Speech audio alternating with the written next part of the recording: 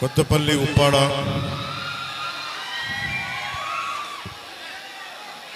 Doctor Jyothula Srinivas గారి ఈ కళ్యాణ మండపానికి మొన్న కూడా వచ్చి మాట్లాడుకుని వెళ్ళిపోవాల్సిన పరిస్థితి.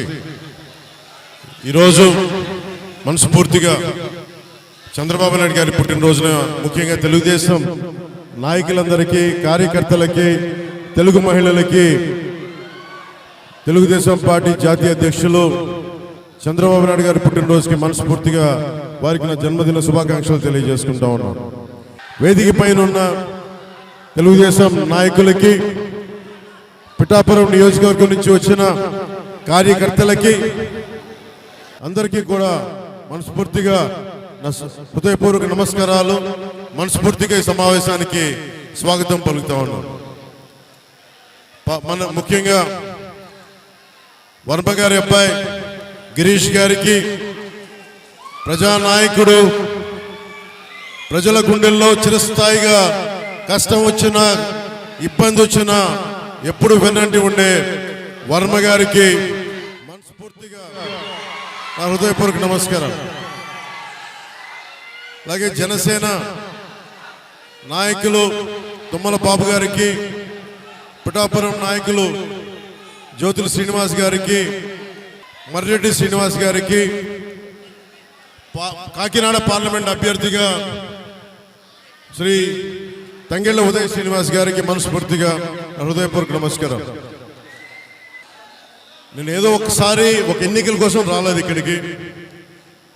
మనస్ఫూర్తిగా పోయినసారి నేను వచ్చినప్పుడు పోరాట యాత్ర అప్పుడు వచ్చారు. ఇక్కడ మనకి కొత్తపల్లి ఉప్పాడ బీచ్ రోడ్డు మనకి కొట్టుకుపోతా ఉంది.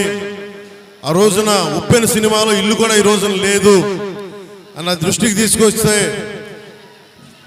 ఈ రోజున మత్స్యకార నాయకులందరూ నాకు తెలియజేశారు. మా సమస్యలన్నీ నాకు వినతి పత్రం ఇచ్చారు. ఇది మన వారాహి సభ పెట్టుకుంటున్నాం.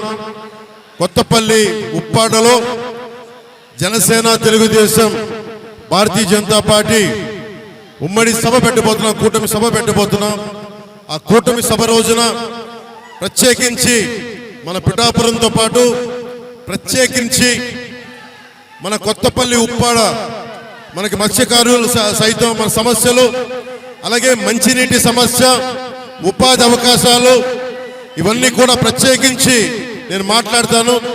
మీ ఏ కష్టాలు ఉన్నాయో ఈ రోజున నేను పోటీ చేస్తున్నప్పటికీ కూడా ఇది సమిష్టి నాయకత్వం. వర్మ గారు లేకుండా మనం ముందుకెళ్ళట్లేదు. వర్మ గారితోనే కలిసి వెళ్తున్నాం.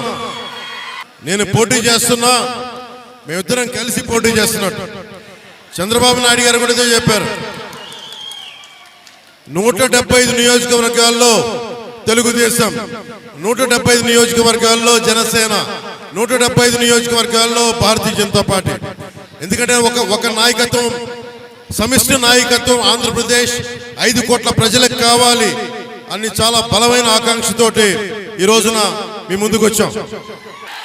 ముఖ్యంగా తెలుగుదేశం నాయకులకి, కార్యకర్తలకి నేను ఎందుకు చంద్రబాబు గారు జైల్లో ఉన్నప్పుడు ఎందుకు మద్దతు ఇచ్చాను చెప్పడానికి, మీరు చాలా క్రమశిక్షణ గల పార్టీ, మీరు ఒక నాయకత్వాన్ని నమ్ముకున్న కార్యకర్తలు, మీరు అలాంటి పార్టీ నాయకుడు, అధినాయకుడు జైల్లో ఉండి జగన్ ఇబ్బందులు పెడతా ఉంటే నా వంతు కృషిగా ఆయన అనుభవం కావాలి, రాష్ట్రానికి కలిసికట్టుగా ఉండాలని చెప్పి రిస్క్ చేసి మరి మనస్ఫూర్తిగా